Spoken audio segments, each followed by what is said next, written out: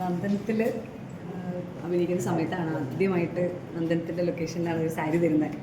അപ്പം നമ്മളൊക്കെ ചെറിയ കുട്ടികളായിരിക്കുമ്പോൾ തലമുടിയിൽ ഇങ്ങനെ തോർത്ത് ചുറ്റിക്കെട്ടി അമ്മമാർ വയ്ക്കുന്ന പോലെ വെച്ചിട്ട് അമ്മയുടെ സാരി കൊടുത്ത് ഇങ്ങനെ കളിക്കുമല്ലോ.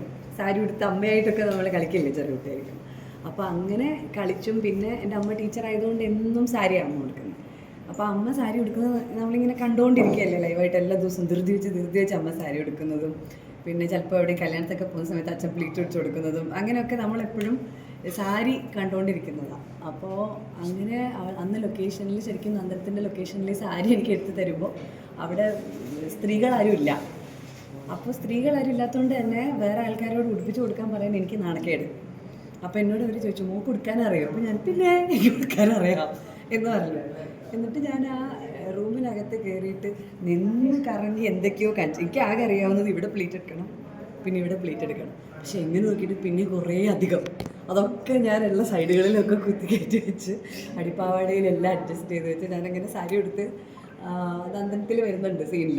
അതങ്ങനെ തന്നെ ഇങ്ങനെ കുറച്ച് വീർത്തായിരിക്കുന്നത്. കാരണം എനിക്ക് ഉടുക്കാൻ അറിയാൻ വയ്യാത്തതുകൊണ്ട് അവിടെ ഇവിടെയൊക്കെ ചുരുങ്ങി വെച്ചപ്പോൾ അതൊരു അത്യാവശ്യം കഥകളി ലുക്കിലേക്ക് ഇങ്ങനെ വീർത്ത് വന്നു. അപ്പോൾ പക്ഷേ അതിന് ശേഷം ഇപ്പോൾ എനിക്കൊരു എന്താ പറയുക 5 മിനിറ്റ് മതി സാരി ഉടുക്കാൻ. അവിടുന്ന് ഒരുപാട് സിനിമകളിൽ സാരി ഉടുത്തും പഠിച്ചും സാരി ഉടുത്ത് ഡാൻസ് കളിച്ചും ഒക്കെ അത് പിന്നെ ശീലമായി. ഇപ്പോൾ ദിവസവും നമ്മൾ ഡാൻസ് പ്രാക്ടീസ് ചെയ്യുന്നത് സാരി കോസ്റ്റ്യൂം ഇട്ടിട്ട് ഉടുത്തിട്ടാണ്. അപ്പം ഇതിലേക്ക് ഒരു 5 മിനിറ്റ് ജോലിയാണ് കടപടപടയും സാരി ഉടുത്തത്.